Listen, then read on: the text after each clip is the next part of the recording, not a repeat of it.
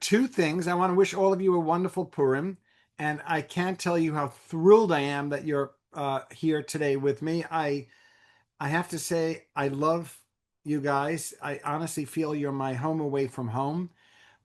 It's a treat to work with Shirel, and it's also a treat to work with Ari.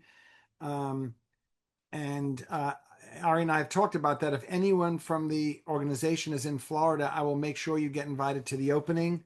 It would mean a lot to me if you could be there for that. It's going to be by far the largest show of my life.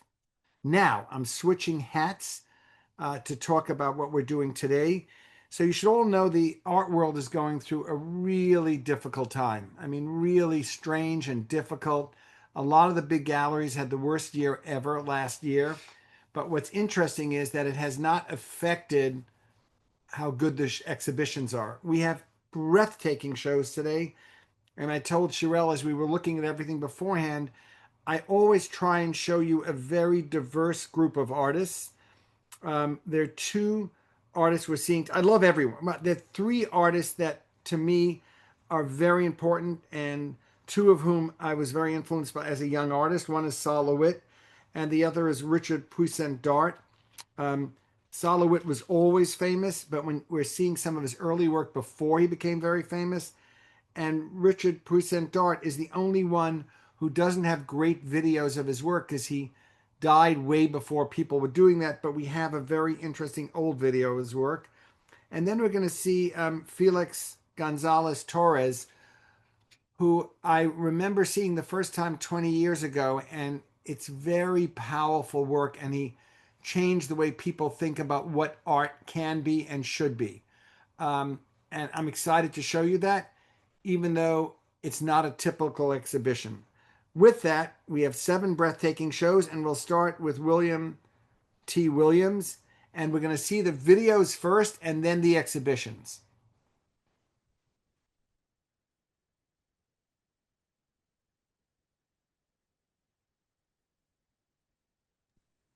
Sorry. Shirel, you're back with me. I need to make sure I'm sharing with when it's made for sound. So just give me 1 second here because I lost my screen. Just a moment. Sorry for the technical issues. Let's share with sound. Do this.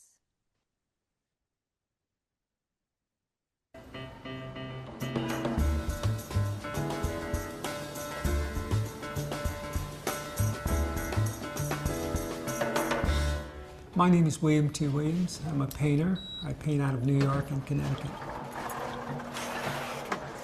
We're up on the 3rd floor. We're at Broadway in New York.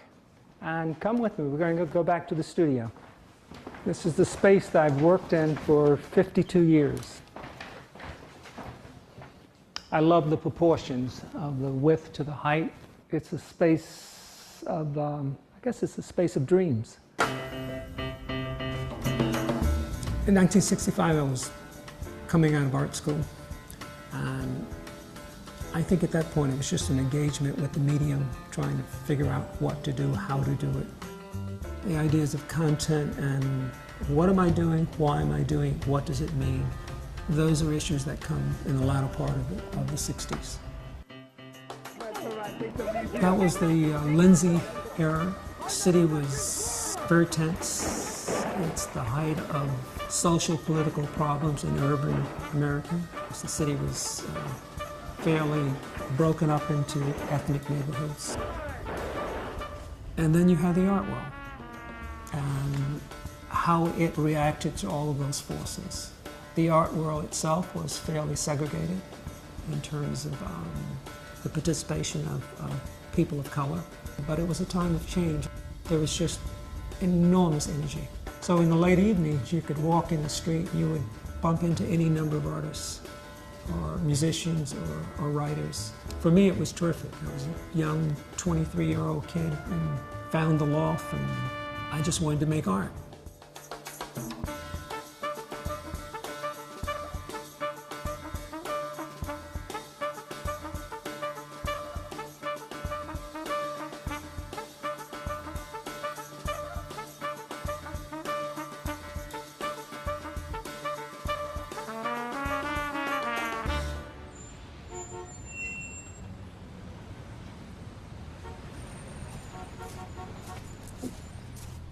My studio in New York is very dark in that there's no natural light, and I just needed a change.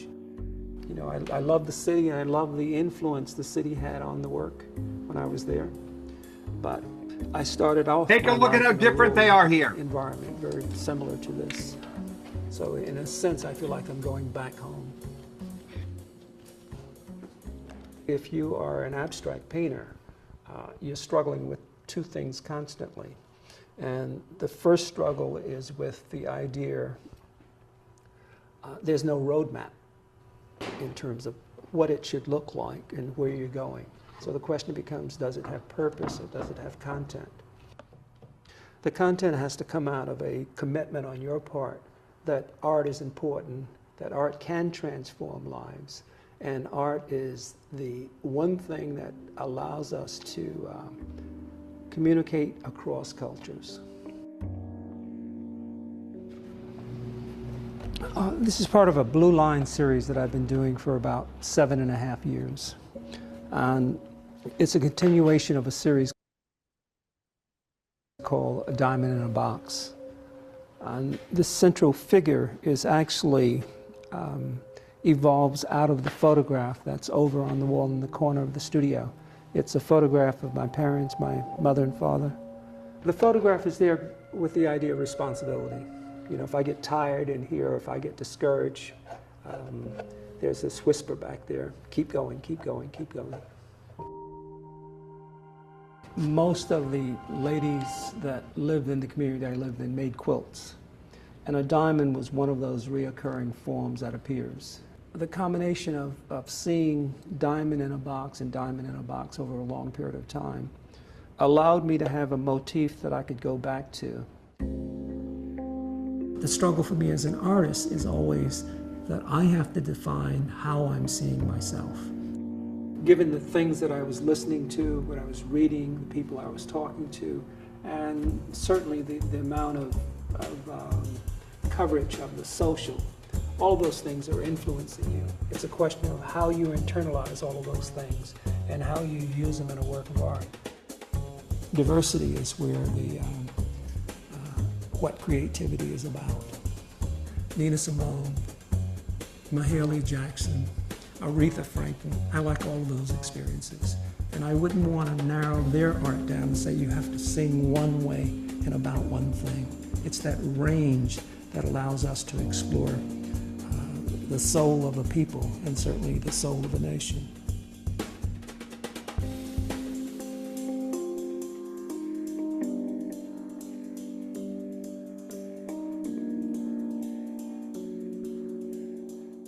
Okay, I want to talk to you for 2 minutes. I don't usually go over 5 minutes. This was 5 minutes and 46 seconds. I think this was a very important video to start the day with. And why do I say that? First of all, he's a staggeringly successful artist. He wasn't so successful as a young person.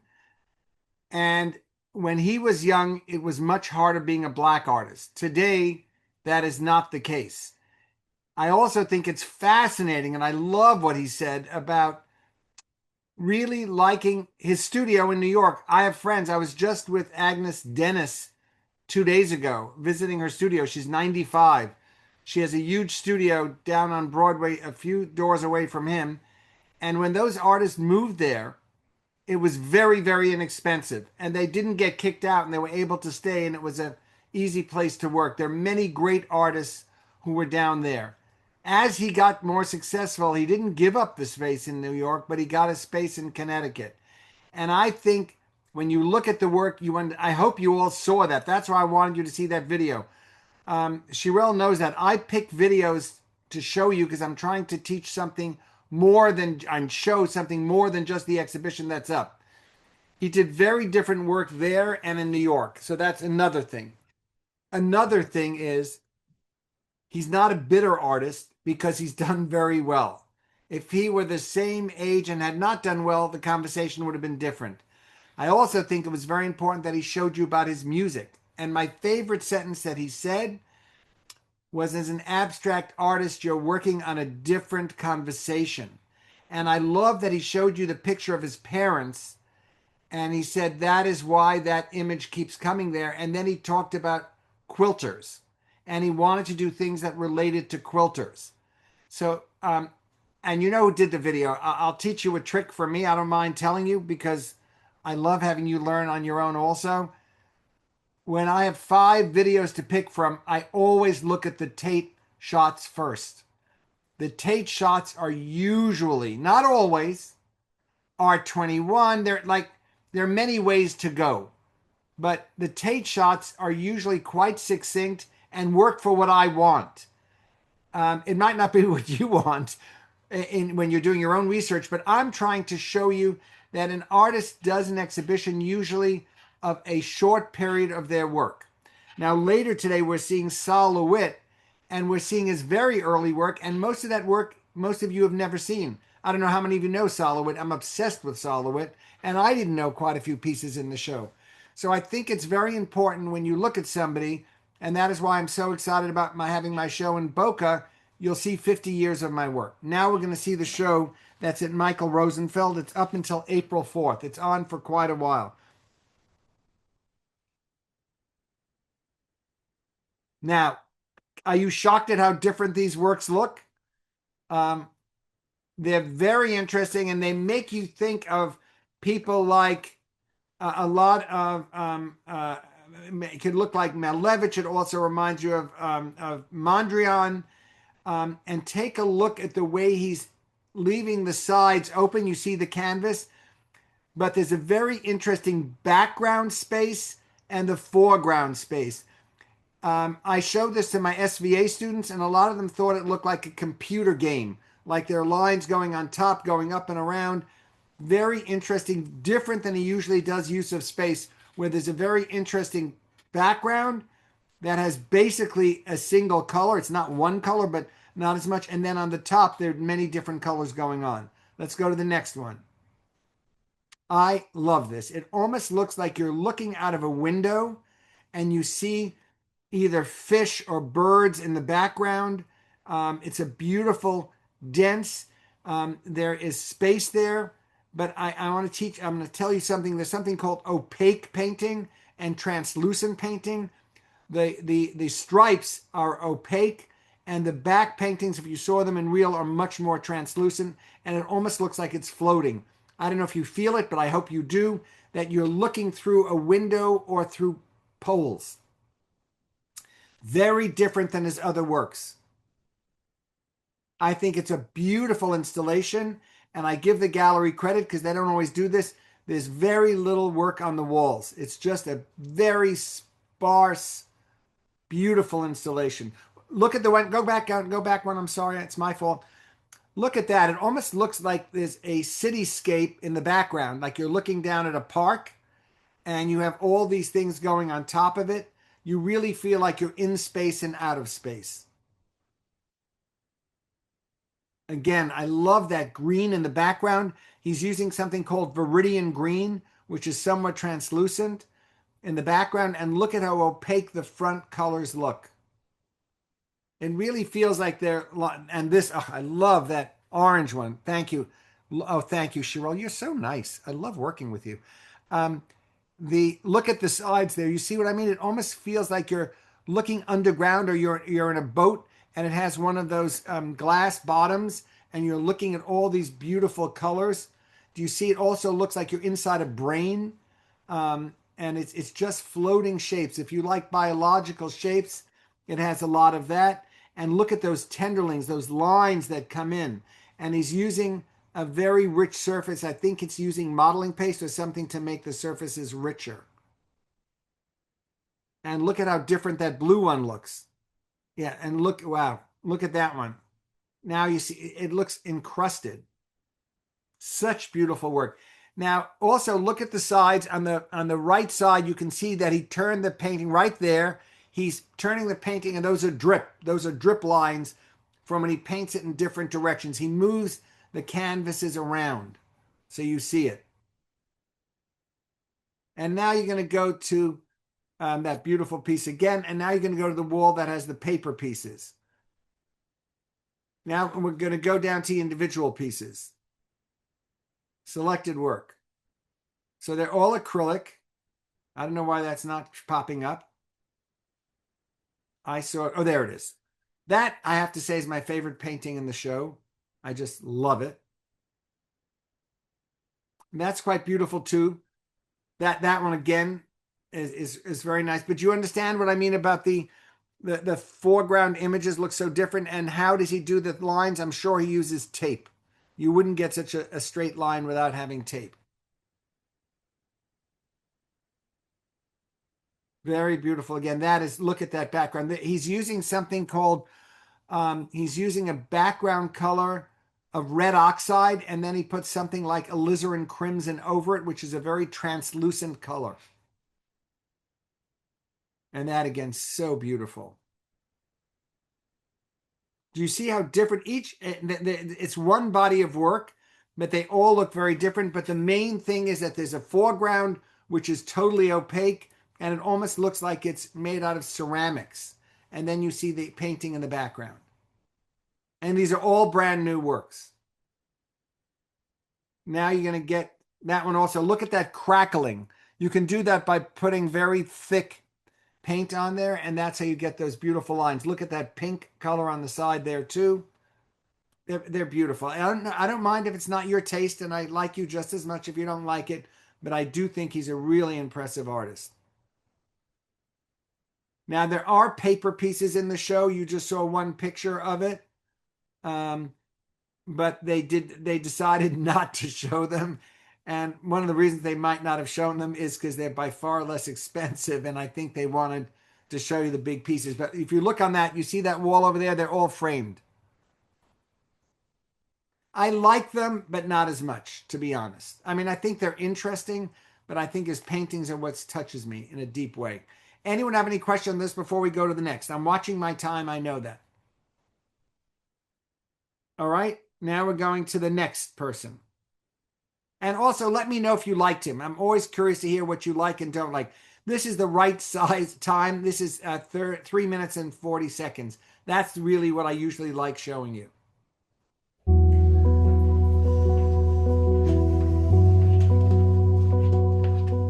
I work all the time. I gather stories. So I don't have the feeling that I have a practice that's separated from my life. It kind of naturally flows out of it. I went to study painting in the academy in Antwerp. Then I went to Ghent to study some more and to fall in love with other artists. And then I ended up in Brussels, where I felt at home immediately. And now I really feel like a resident of Brussels and a Brussels-based artist. Whenever I make an exhibition, I make a sculpture, I leave it behind, and your first impression would be to think, oh, now the work is done. But basically that's when it starts, because it changes all the time because of the audience. And that's why I work all the time and all over the place. I see everything I do as one continuing project, one long story with lots of bizarre side notes, peripheral elements, little moments of improvisation, but I wouldn't say that I really have a studio practice. I make legend paintings, tiny paintings, really accessible, figurative. They're closest related to how I'm thinking. They translate my concerns and translate them very directly. They're really hard work to make. I make them in my mind, and for every painting I make, I have at least 10 sketches. A legend. This word is important to me because you can use it as this kind of little recipe to read a map. So it has this very pragmatic meaning. But of course, it also has this more suggestive historical meaning. They kind of suggest that there's an underlying moralist notion. People need me in order to understand the work. And the legend painting is the closest you can get to the content of the work. I grew up in a village of less than 500 people. And the majority of the artworks I saw in books. But I was really interested in the texture of artworks and to be able to walk around them and see them in a different kind of light. The majority of things I had to learn about, for example, about love. I'm a queer person, so I didn't find any answers for my feelings. Whenever I was looking for love as a queer kid, I had nobody to talk to. But I had like winks from 17th century paintings or a biography of Leonardo da Vinci, which would just help me out. It's a wink, it's hidden, it's in the margin. It's marginalized. And that's why I use all of these weird, absurd, bizarre anecdotes, and it's a lot of work in order to understand everything I talk about. But I'm not forcing anyone to understand anything. I want a different kind of society of sensitivity, and through aesthetics I try to stimulate sensitivity and empathy, and I think beauty can really help us in this way.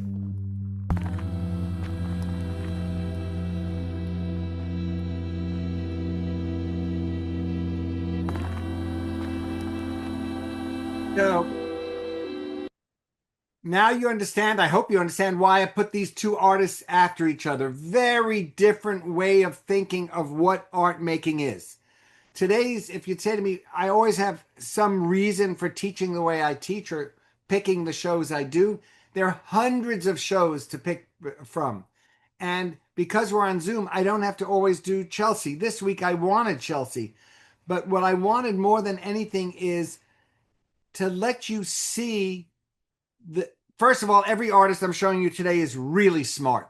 I mean, really smart. I've met a few of them, but they have an attitude towards what art should be for them and how they want the viewer to live through their art. I hope you understand what I mean by that. So I love when he says that the work isn't done so quickly. Anyone want to read this little section? Because I think that's a nice, I don't always have people read it, but it's really interesting. And anyone want to, Shirelle, would you just read that one thing? Sure. This one here, Gladstone? Yeah, that's what I want. Yeah. Gladstone will present new and recent works from Brussels-based mixed media artist Casper Bosmans, marking his inaugural solo exhibition in Seoul. The presentation will feature a selection of paintings, sculptures, and murals that explore themes of identity and expression through a contemporary queer lens. Bosman's experimental bronze casting practice and painting style culminate in works that investigate anatomical form and malleability. So we are going for 1 minute to Seoul, Korea. And that is because we're on Zoom. I couldn't have done this any other way, but I thought it works so well in between William T. Williams and Sol LeWitt that I wanted it in there. So now we'll see the way that the show is installed. Now we'll get to all the images, these little images. Look at these. They're beautiful. First of all, the scale is exquisite. They're not too big, but they're not too small. And then sometimes he works with the wall as well. So let's go to the next. And you can see sometimes they look like they're what is called peas, you know, peas in a pod. He's playing with how you see space. He also puts pieces with a platform at the edge so you walk into a painting. Let's go to the next. I find this so powerful and so beautiful because it shifts what you think you're seeing.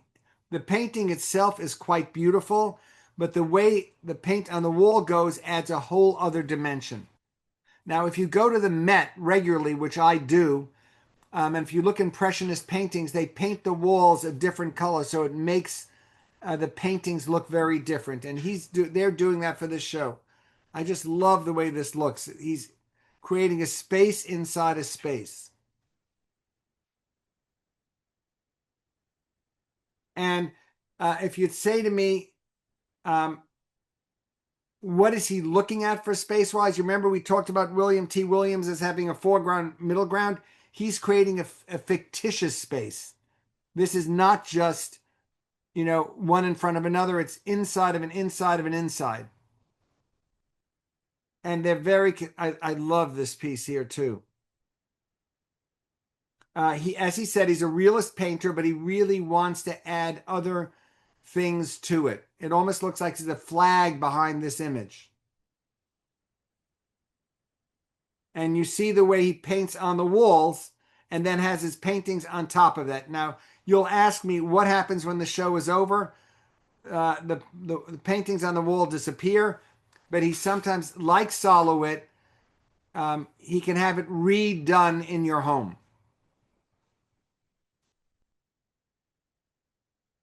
I don't even know what to say. I love this one over here. It makes me think of Aboriginal art.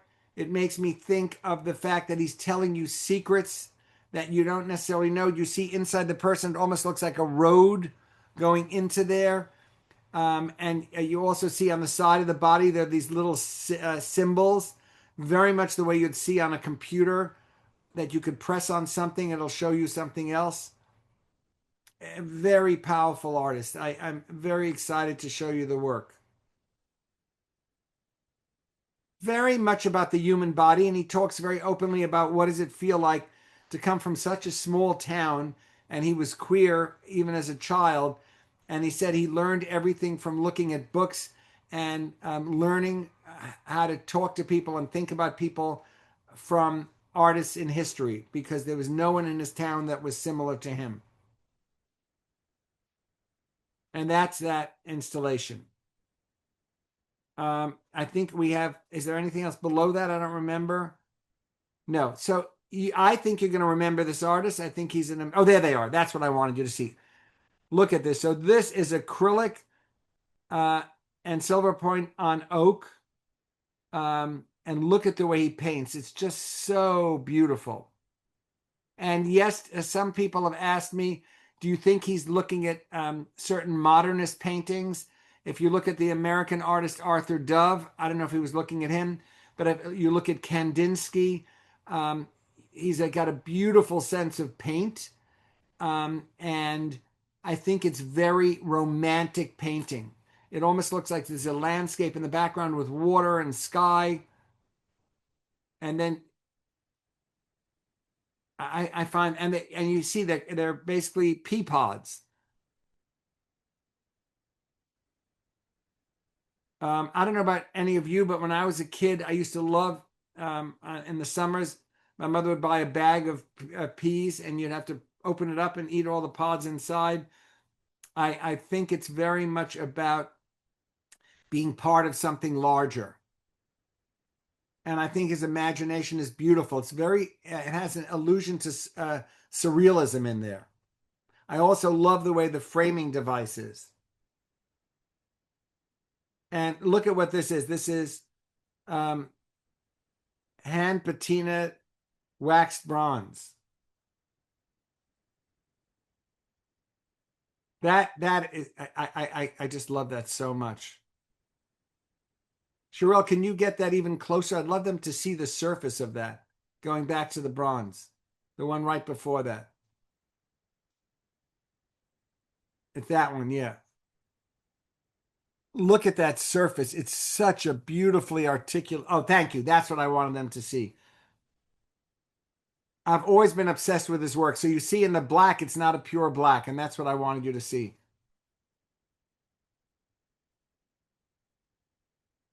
The color is just beautiful. Very subtle. So you didn't have to go to Seoul, Korea. We got to see it on Zoom.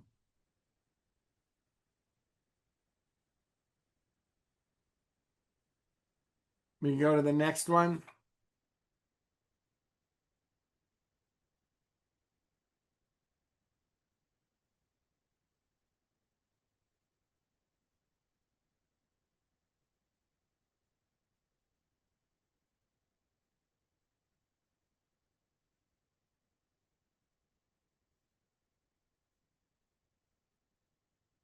I don't know how to make it. With their website is stuck, so I'm not. But anyway, you can see the surfaces. They're beautiful surfaces. He has a real good sensibility.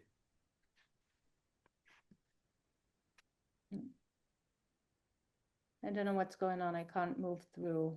So maybe go back, press the arrow backwards. Maybe it'll go there. Yeah, and then you go all the way down. Yeah, it works, under works, yeah. So now you're on the next one, right? And then you see again how he paints on the walls. Then you go to the next. And that, again, quite beautiful. It's gouache, which you can do on poplar panel. I would not suggest to use gouache on canvas because it can crack, but on wood, it's not a problem. And the reason people love using gouache is because it's a very rich color. And the difference between oil and acrylic is what the binder is. And those colors are so beautiful because they're gouache. And you can see he can paint anything he wants. They're just beautiful. I love that one too. And it really feels three-dimensional. I like the way he says the work isn't done for a long time. It doesn't, when it leaves, it keeps on evolving. Let's go to the next. And that's just so much fun. You can see he enjoys what he does. And that is so beautiful. You can see it's onyx. And that's stone. That's why it looks that beautiful. And then he puts pigment into that. And that's the gallery in Seoul. That's outside the door. And that's what's in on the outside before you get into the gallery. It's vinyl on the wall. Okay, that's the end of that show. Let's go to the next show. Cheryl, can you let me know what people are thinking? I'm dying to know if they're liking it or not. I hope people are finding it interesting. At this point, there aren't any comments, so I think people Okay, are just listening. I'll wait. Now we're seeing somebody very different, third, very different person.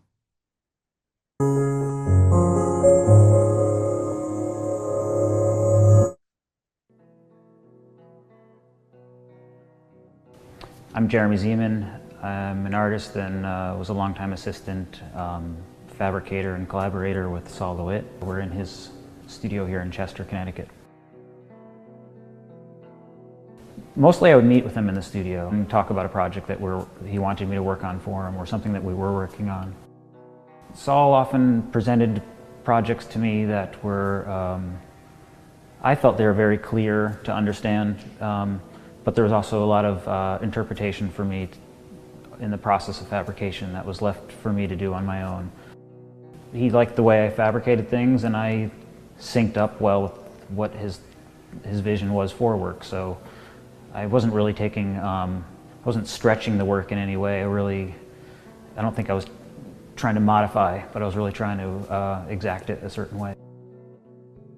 It's important to know that Saul always worked in his studio. Many people have a perception of him that because he gave instructions to his wall drawing assistants and they would execute his drawings on the walls of museums and galleries, people often assume that he didn't actually do work himself. But he worked every day, 6 or 7 days a week in his studio, and he made all the plans, drew all the plans for the wall drawings that he would give to his assistants, all the plans for fabrications for his structures, and he also made gouaches.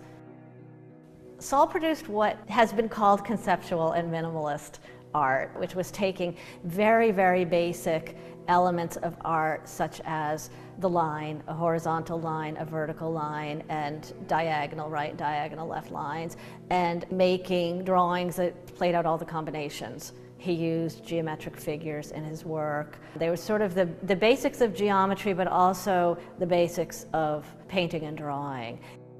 Saul made his working drawings sitting at that desk. So oftentimes he'd come in the morning, he had a phone behind him, which is now gone, and he might be sitting at his desk with his tools making drawings of the type that we just saw on the bulletin board, the plans for his wall drawings and structures. But then every day he sort of had hands-on without instructing others, and that was working on the gouaches. Saul was very, very prolific. He made hundreds of works of art a year. I remember one summer we got 260 gouaches, came in on a container in the fall, all that he had made in the summer. Saul very often would communicate with me via fax. Often it would be a small rendering or a plan for something that he wanted me to build, or a question, or if I was installing something in Europe, and I was done at 6 o'clock in the morning this time, I would send him a fax saying, this is where we are with the project, I'll update with you later. I was developing some renderings for scribble drawings that he was doing, and we had a discussion about how he wanted them to look kind of like this, and I would take his sketch that he would fax me and then convert it to this. And then this is what the real piece looked like when it was in the museum. Well, just having been in the studio again, to me it feels like everything's the same except he's not here and the music's not playing. And it was very easy for me to just come in, see him, and he was welcome to me at any time, whether it was the studio or his house. Okay, so what I wanted you to understand is that the first two artists did all their own work. Sol LeWitt had assistants doing his work, except for the pieces that are in the show we're seeing today. These are his early works, and you can begin to understand how he thought about making art. And the reason I wanted you to see this video is some people think that if you don't do the installations yourself, you're not really making the art. And he didn't feel that way. He felt he was the one who came up with the idea, and he had people. He could never have executed these huge works if he didn't have a staff. So these are works that he did by himself. So let's look at these. It's a beautiful exhibition. So when I was a student, all my teachers, I went to art school in the 70s, and everyone used to talk about Sol LeWitt. And when you look at these pieces, you can see they're handmade, and they are the seeds of many of his later works, and you can see the way he thinks. Now, I'm sure you understood what I did. I have Casper's work before him, and Williams before that. Those were both works made in 2024 and 25. These were done in the 60s, and you can see how fresh they are. And he was somebody who thought about the square, and he thought about a very using primary colors. Something called Roy G. Biv. You use red, blue, and yellow are primary colors, and secondary colors are green, violet, and purple. Green, violet, and orange. And you'll see the way he plays with these colors. So these are more of his very, very simple images. It's such an exciting show. I've gone there. It's just closing on the 28th. I've taken all my students, all my groups that I take to see this show. I just think it's exquisite. And I can't believe the work is 60 years old. It looks very fresh. If you didn't know, if I told you this was, and we're going to see the last artist of the day is Richard Present Art, who was doing work similarly at the same time, but very different work. But this is, take a look at those two big paintings that look very different than the rest of his work, because they're very, he's using a lot of different images in one surface. And you have to remember, at this time, this is when people like Jackson Pollock and de Kooning, this was not the very typical work that was being done at the time. And he was an outlier. And now it doesn't look so strange, but at that time, look at that. I love that sculpture in the middle. It looks like it's a cement building with 3 windows on each side. And you look at it, you'll see images inside. Keep going. Again, one of the reasons that I wanted you to see the show, when you look at these black and whites, that black piece all the way on the wall makes you think of, I don't know if you know who Donald Judd is, or you think about the ones with those, I don't know if you know, black and white are not considered color, they're value, but it looks very much in relationship to Sol LeWitt. I'm so sorry. Sol LeWitt looks very much like Joseph Albers. And there already you can start seeing how he's using pencil drawings. These are done directly on the wall. And there he has to have a staff because he's not alive anymore to do some of these. So he had a drawing in a manila envelope, and he tells whoever is going to draw it, how to draw it on the wall. He's using something called Prismacolor colors, and they draw it on the wall, and after the show closes, it's covered up again and it disappears. If you buy the work, somebody from his staff comes to your home and puts it up there. That is a taste issue. If you don't like that, then, that's another thing. But the installation is beautiful. It's gotten rave reviews, great reviews in all the papers. So you can see that how his mind worked, and this show is about how it all starts. Okay, in the 60s, a pivotal movement. You know what? Would you mind reading that one? The artist experimented with fundamental themes of an art sequence.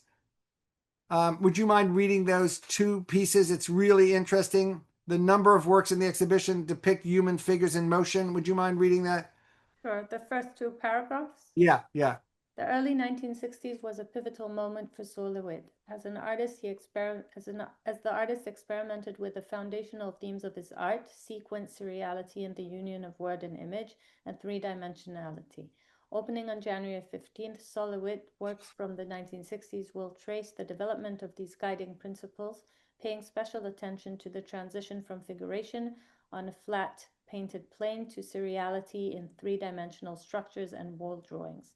A number of works in this exhibition depict human figures in motion, revealing the influence of Edward Muybridge's sequential photographs of people walking, jumping, and climbing on the formation of Sol LeWitt's conceptual approach. Among these are the remarkable Run series of large-scale paintings and painted reliefs that borrow directly from Muybridge's photographic composite, running at full speed. 1872 to 1885. Figure studies for this body of work on canvas and paper lay bare LeWitt's process. I knew that there was something there that was important to me, but I didn't know how to use it. All right, so that's what I want you to know. So you're getting to see a very young artist. That's what I wanted you to see. So I'm really excited to see the show. I hope you found it of interest. Anyone have any questions yet? At this point, most are comments of people liking the artists you're showing. There was a couple questions about the fabricator in this case, of if and how are fabricators given credit. Excellent question. So it depends who.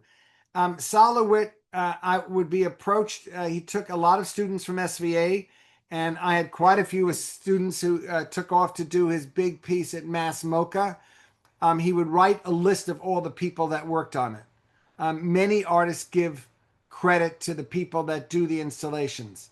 I remember when I was in college and I was in California, and I had a friend working at the LA County Museum, and they were waiting for the Sol LeWitt show to come. And instead of having a big truck come, somebody delivers a manila envelope and had 9 different drawings in there. And then all the staff had to get work on doing the work. So it's a different approach. And I tell people there are directors in films that tell the actors what to do and let it go their way. And there are other directors that say every word of what to do. And I just think you have to be comfortable with that knowledge. So some people do and some people don't. The next person we're going to see is Felix Gonzalez Torres, and his work is very much about the people help doing the work for him. This is a very powerful exhibition. I remember seeing this work many years ago. He's one of the first people who died of AIDS, and his partner died of AIDS. And this installation, which I think is breathtaking, let's look at this for a minute. It's called Go-Go Dancer Platform. Let's go down a little, and then we'll see the video in there. Stop for a minute, go back a little. You can read that one thing. We are honored to present, if you can read that one thing. We are honored to present Felix Gonzalez Torres' untitled Go-Go Dancing Platform, 1991, one of the most significant works by an artist whose career spanned less than a decade, yet continues to shape conversations about participation, intimacy, and public space 30 years after his death from AIDS at the age of 38. So the first time I saw his work, I saw some clock pieces of his, I saw some candy pieces of his, I saw some pieces that he would take photographs and put it in the gallery, and you were allowed to walk off with it. But look at this piece. It's very powerful. We'll see the video right there. There's a video. And then right below that, right here, Cheryl. That's it. Watch the film. In the early 90s, the world was deep in the throes of the AIDS crisis. For Felix Gonzalez Torres, this context was not abstract.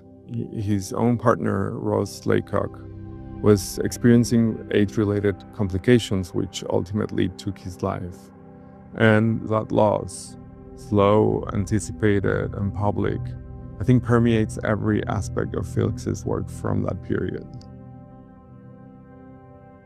Untitled Go-Go Dancing Platform debuted in 1991 at Andrea Rosin Gallery in New York City. It consists of a platform with light bulbs that create a stage for a potential performance to happen. Felix Gonzalez Torres makes the viewer responsible for its unfolding. You just don't observe the work, you wait for it, even wonder if it happened. The dancer may or may not appear during your visit. It is precisely that unpredictability that demands emotional presence and challenges our entitlement to visibility. The piece doesn't just perform for you, it performs your own desire and discomfort back at you. Each one of the 48 bulbs that are part of the plane announce a presence of what's to come, but sometimes it never comes. You can literally feel the emptiness of the plinth. Felix Gonzalez Torres' relationship to minimalism is like everything else in his work that's nuanced and complex. You can think about clean lines, seriality, repetition, geometric forms, and industrial materials, but he revitalizes it with vulnerability and a romantic and even poetic dimension. Onkawara or Eva Hess brought fragility and the body into minimalist structures, but Felix Gonzalez Torres uses the language of minimalism to say something it was never meant to say. I miss you, I remember you, I want you to stay. In works like Untitled Go-Go Dancing Platform, he plays with the strategies and aesthetics of Donald Judd or Dan Flavin, but adds a body, a real, fragile, time-bound body. He's not rejecting minimalism, he's transformed it forever. The music, which is played on a personal device, is only audible for the performer, and they are not directed or even responsive to the presence of viewers. And that is the point. This isn't the theatricality of Marina Abramovich or the direct confrontation of Vito Acconci's early body work. Instead, Felix Gonzalez Torres uses a kind of discrete complexity, quietness and ambiguity to disarm the viewer. It really highlights the tension between body and object. Is a dancer a commodity or a disruption? And I think that's what's wonderful about the work, is that it exists in its own terms and it refuses to fully participate in the performance that's expected of it. This is such a landmark work, I think, in Felix's career. It reminds us that beauty can be ephemeral and that performance can be a private act, and that care, like memory, requires effort. Untitled Go-Go Dancing Platform still feels urgent because it deals with timeless questions.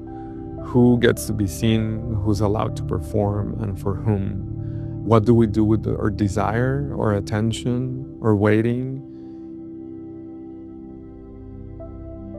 Felix Gonzalez Torres gives us art that doesn't conclude but continues again and again in each encounter.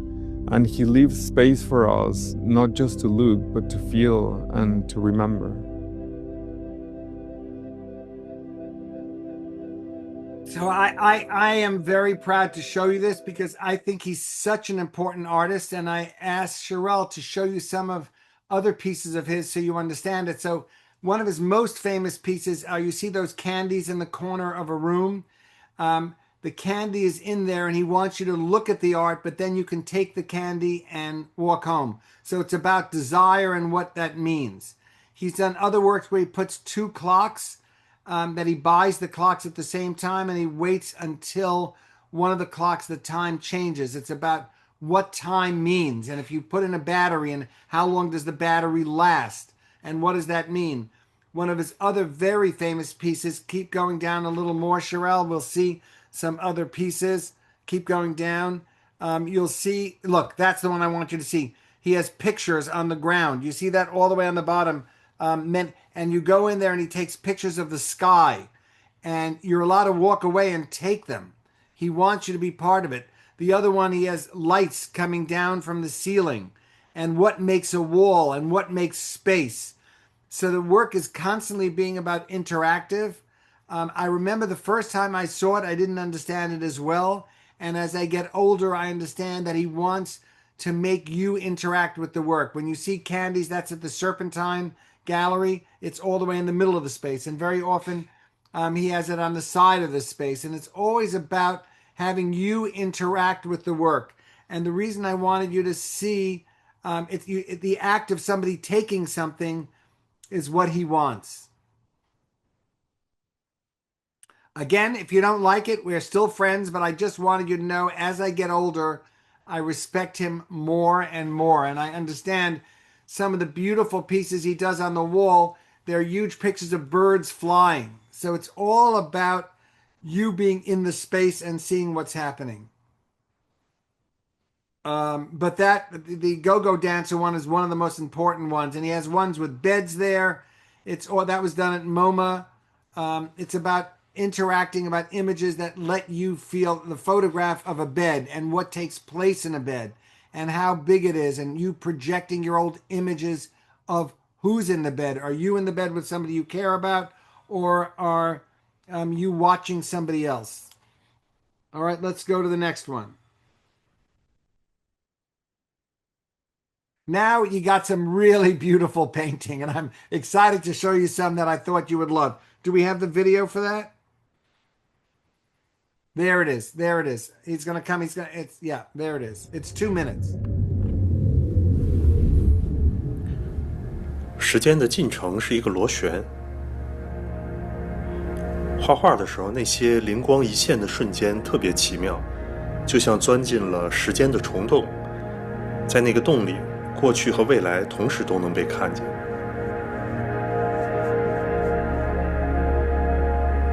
说到底，一张画是怎么建立起来的？我觉得无论是历史还是现实，当它们投射到画布上，其实都是人的意识的影子。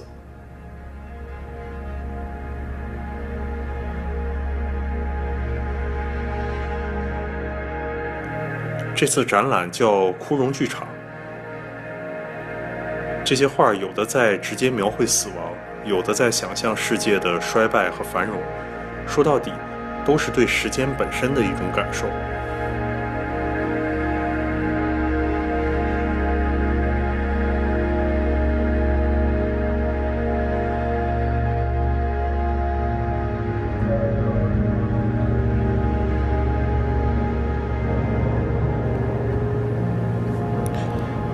我父亲去世后，我整理他的东西，我发现了一些从来没洗印过的旧底片。里边拍的是我童年的生活，有植物，还有公园。当它们被我重新发现的时候，就像把关闭了很久的知觉的大门推开了。这些场景和人像梦的碎片一样，散落在我每一幅画的背景里。对我来说，这不是怀旧，它们更像是一种关于记忆、时间和存在的追问。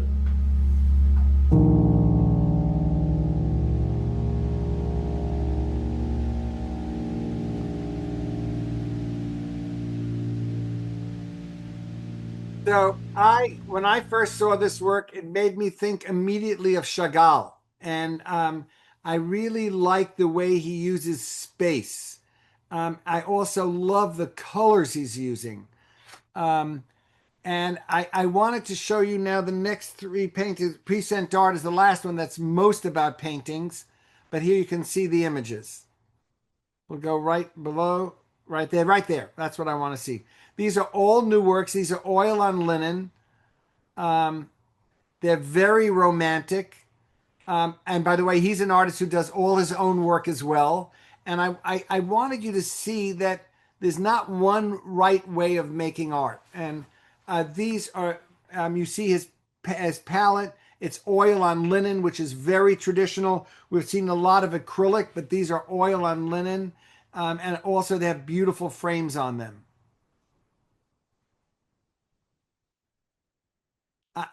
When I look at this work, my heart sings. They're really, really beautiful. And they look like it could be done any time in history. If I had told you these are done in the 50s, I would, if I was going to curate a show, I'd curate a show of his and Chagall. And maybe there's going to be a beautiful show of Paul Klee at the Jewish Museum soon. I could see this with that also. Just very beautiful, sensitive work. Yeah, I love this next one also. You can see that there are figures in there, and you can see it's like paintings inside paintings inside paintings. And there's a lot of staining. And the way this is done is you use a lot of linseed oil, and the color is very translucent.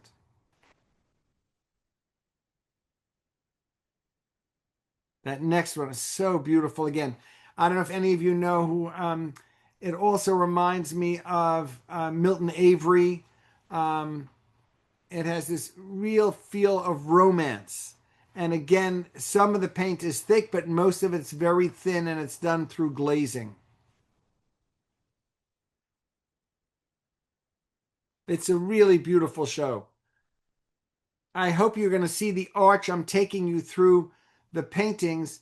These are very thin. And the last one, Richard Poussin-Dart's going to be very thick again, but these are very much about beauty. I know I'm watching my time, so look at that one. Oh, is that gorgeous? And it also reminds you of Clemente. I don't know if any of you remember the artist Clemente, Francesco Clemente. It looks like the Italian artist as well. And again, this is, look at the framing device. What they do is they make a shadow box, so it doesn't go right to the edge of the painting, but there's like a 1-inch surface between the end of the painting and where the frame starts.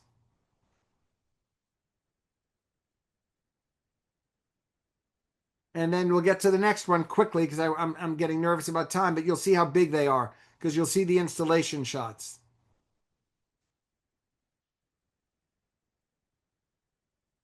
Right below that, see, that is installation view. So you can see the size. And what I love is, again, this show, just like the the William F. Williams, there's a lot of space around the work, which I think is a very good idea. Not every gallery does that, but they also show you the size of the piece by a woman standing in front of it, so you see the size. I wish you could see the show. It's so beautiful. I've been there quite often. All right. Yes, a bit like Klimt. Thank you for Kenneth Miller for talking. Yes. Difference is Klimt was much thicker paint. But thank you for somebody speaking. I'm always happy that I feel like people are there. Evoke flatness of the theater backdrop. So he was very interested in that. All right, that's the whole show. Now let's go to the next show because I'm watching my time. Little stars in the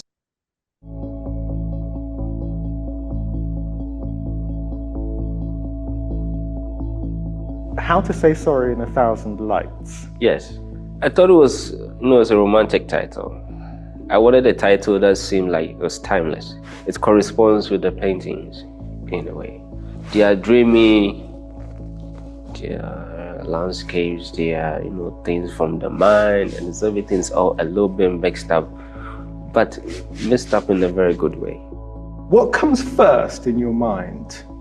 What is it you're seeing that opens up this territory on the canvas? But I'm always looking for things that most people don't really pay attention to, like little stars in the sky or the clouds, or, imaginary landscapes of water. I mean, as well as the natural world, you're also looking at newspapers, you're also looking at films, you're also looking at just... Yes. Explain that to me, because in previous times we've had conversations and you've talked about just this, archive, Ghanaian media. Tell me about this. I like the look of some of these things, how they appear in the newspaper, the old nature. It's a beautiful material to have if you have references to your history. Even though they have references from my background, there are so many things that people can relate to. you know, and those things are very powerful. What's the primary issue for you? Yeah. You interested in the kind of formal aspects of making a painting? You interested in the subject matter? You interested in the story that's within a painting? What are you exploring? You're looking into the mind of someone who's trying to bring you into his world. What is in Gideon Apper's world? Magical stuff. It's magic. What's this painting called? Cloudmen. Cloudmen. How many of them are there? There's 7 of them. 7 guys. 7 guys. Each of them from different. Well, the faces actually I got from newspapers, and I thought they were nice, so I kind of put them together. They're standing against this huge explosion of clouds. To get in this, I need to take pictures of clouds themselves and project them onto the canvas and paint them.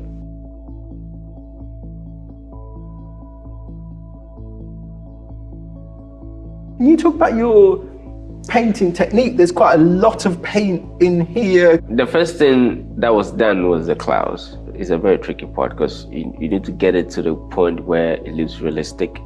And then I started to do the faces and then mix a lot of black, different types of black. The more varieties you have, the better. Like you mix them and then you play with them. This is the one that I've done that have most space at the top. I wanted to focus more on the little lights. The interesting thing about this work is that you're trying to create this atmosphere, this aura of architecture. Again, we're back in mystery. Yes. Aren't we? We are. We're back in a strange landscape. Yes. This work actually told me a lot about the usage of color. It's not loud, it's just okay, it's just the right amount. I wanted the figure in the water together with everything here to have, a mysterious light presence. So everything becomes one. So there's a merging between the land and the sky. Yeah, it's merging between the land and the sky. Very soft touches. What I like is that he's in the water, he's almost of the water. Yes. He's merging with this in the same way that the land and the sky are merging together. Yes, just very nuanced painting. Yes. This is an image taken from a local Ghanaian movie. It's that of a man standing like in the middle, in between 2 curtains. I thought it was very dramatic when I froze it. You look at it, there was no need to actually finish the painting or make it exactly as it is. It got to a point where I said, it's enough. So like, Gideon, don't go anymore. It's okay. Keep it as it is. It's not trying to be real life. Yes. That is, sometimes the painting tells you when it's had enough. 3 figures in a flame. What are we looking at? It's figurative, it's a landscape. It's very, very dreamy. The models actually come from old newspaper I found. I thought it had something mysterious in there. Everything's pushed slightly, it's dreamlike. So the sky is this quite vivid blue. The sun is red in there. It's slightly ominous, but at the same time, it's also slightly romantic at the same time. Yeah. There's a lot going on. There are elements in this painting that recur from other paintings. The smoking hand, the apples with fingers. Yeah. It's a wild assemblage. You need to go wild in your imagination to get something good. When I had the drawing book, I thought of sketching out things that, let me play with stuff. And some of them make sense sometimes, and some also don't make sense when you're done with the drawing. My job is to put it together. Yeah. And then we figure it out. Yeah.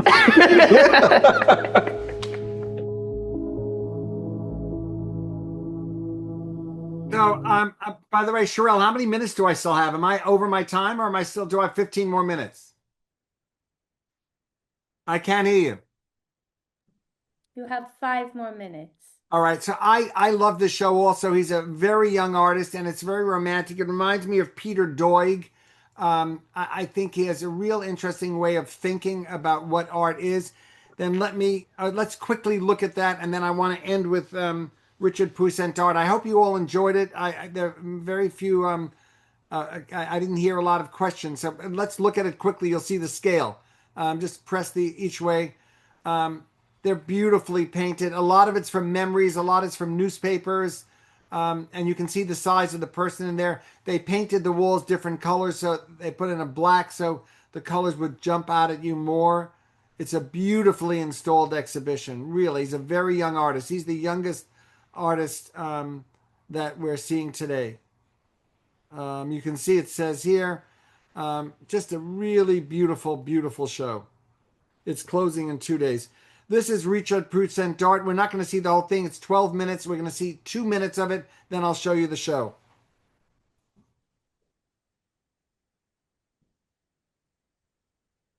And nobody was doing this is part of a larger video for a museum show we had.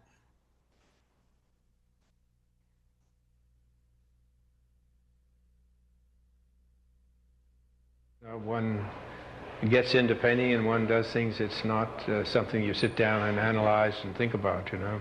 Well, the large canvas, the largeness of the canvas. Yeah. You never. Well, I think in the early days, I think all of the artists, or at least a lot of the artists, were concerned with trying to paint the heroic pictures, or the largest pictures they could paint in the spaces that they had. And so. I hate to use the word courage, but you had to have courage too to tackle some of these things, didn't you? Had to have. Courage, nerve. Well, you were doing something a lot different and a lot larger. Well, I think artists are all courageous, you know. I think that the artists are the real heroes of humanity. Now, when some of your colleagues and friends saw this, what was their reaction early on? Well, it was appalling to me that they didn't see more than they did at the time. Everybody in the art world at that time saw everything that was being done. It was a small art world, and there were a few galleries, and everyone was doing their own thing and exhibiting. You tell me that there are very few of these left. How many did you do? Did you do many of this series? I did. I don't know. I've never kept track of these, how many I've done. A lot of them were destroyed and moving, and lack of space and storage, and they were kept in practically outdoors in a barn for many years, and it's amazing to me that they're around. They survived. Yeah. All right, that's it. Let's stop here because I don't want to. How do you describe the image? It's a beautiful video. These were done, and it was a very different art world. Look at the way they look now in the gallery. They're just gorgeous. And there's a lot of people who do restoration on these works. I just did a hospital where he's on one wall, I'm on another. They're very, very, the paint is very, very thick. And he's now getting a resurgence in his career. He's been dead for years, but people now are understanding that he was very important. And sometimes I use the tip of a brush, and sometimes he would use paint coming straight out of the tube and pressing the paint in there. These were done in the 90s. These are later. Most of the work you were seeing was even earlier. That's from 75. I love that one from 79. Go to the next one. I love the next one. That one. Try and get close. You'll see the paint is so thick. And take a paint tube and he pressed it against the surface. And you really have to think about color. This is way before computers. And you'd have to see how the color mixed together. It reminded me very much of Seurat, of Pointillés. They're so beautiful. I wish you could see them. That's a gorgeous one too. Look, make that very big. Look at that. Such a gorgeous, gorgeous surface. And I wanted you to see that because I wanted to end with him and have William T. Williams did it very differently with a brush, but he's doing it with the tip of a brush and points. It really feels like you're floating in and out of space. I know I'm almost out of time. Oh, look at that one. Oh, I love that one. You can see how thick the paint is. All right, let me talk and answer any questions that we have because you can go back and look at it later on your own. I really am proud of all of you for staying. We only lost a few people. Did anyone have any questions? And I hope you enjoyed this. I loved it, but I'm always nervous that you all make sure that it wasn't too abstract for you. The next one will be different again, but I really wanted to show you age differences, living and dead, famous and super famous. Everyone you saw today has a good reputation. I threw in Soul Career because I love that show so much, and it wasn't here. Anyone have any questions?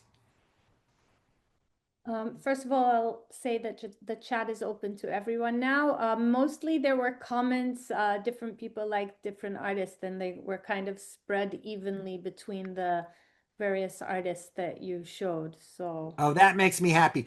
Somebody asked a question. Do you have to, so when it's, how do you attach, I saw the question, one person asking about painting on linen. You have to put either something called rabbit skin glue or some preservative so it doesn't, right, so it doesn't eat through the linen. If you're using gouache, you don't need to do that. If you're using acrylic, you don't need to do that either. there was one question here about female artists, and are there any shows with female artists right now in New York? The next one is going to be almost all female. You know that, Sherelle, I'm very equal on things. Today was more about, I was looking for artists. I didn't care what they were. I never try and find all men or all women, but I knew today was heavy on the men. But they fit so perfectly together. So you should always know the next one. I think if we have 7 artists again, we'll have at least 5 that are women. But I always see this as a continuity, and you all know me for years. I also try and find you Jewish artists. Solowit is a Jewish artist. I try and stick one in at least. But I really care about stretching your mind. I always hope that you enjoy what you're seeing, but I don't want to pick such conventional exhibitions. I really want to pick things that stretch your imagination. The only show that everyone gave rave reviews to was the Solowit show, got a full page in the Times because it showed his early work. Felix Gonzalez Torres, that show got a ton of attention. And William T. Williams, because he's an older artist and it's so different than what he usually does. I think many people are excited to see Richard Puissant Dart again because he was so out of favor for years. I'm trying to mix it all up as best as I can. Lovely. There is a question here or a request for next time to feature exhibitions that aren't closing just before you show them so that people can have time to go and visit them. No, wait, stop for a minute. Most of them are on for ages. The first one's open till April 4th. The second is open till March 15th. The third one, Felix, is open till March 18th. The next one's open till March 18th. A few of them were closing. I'm sorry. I do apologize on that. But I try and pick what I think is the best. But I will try. Thank you for telling me that. The next one will have at least 2 weeks of shows still being on. And I will have a lot of great women artists. I won't show anyone I don't think is great, but I was conscious. In fact, Sharon and I discussed it. There was an artist who we could have seen, but I didn't love the show. And these were all shows I loved. We had 8 and I knocked it out because I knew that next time there's so many great women artists who have shows that are opening in the next 2 weeks. We're going to see one of the best shows of your life next year.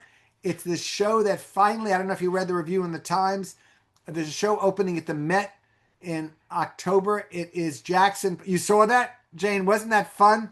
It's Jackson Pollock, and I think she's a Jew also. And I'm blocking on her name, Leah Krasner. And I think she's a much better artist than him. And I love that the Times, didn't you love that, Jane, that review? I was so happy. I've been telling my wife for years that she's underrated, and she was a Jew that saved this guy's life, who was a mess. But yes, we're going to see. I will get that in somehow, even though it's a show at the Met. I'm so enamored. I might have to go there and take pictures and show you the pictures. Any other things? No, and our time is up for this time. Thank you, Toby, very, very much. I so love doing this. I feel honored that you come. Zelda, it's always nice to see your face for a second. Joe, I see all the Lisa, Kenneth, Rona, Jane, Adina, Faith. Thank you all, Phyllis, Harriet, all of you that show your faces. I can't thank you enough. I really appreciate that you're there. It's no fun showing art if I don't think people are enjoying it. So it really means a lot to me. So have a wonderful Purim and a wonderful Deborah. Thanks for showing up. And Kenneth, it's fun to see your glasses. I now wear glasses too.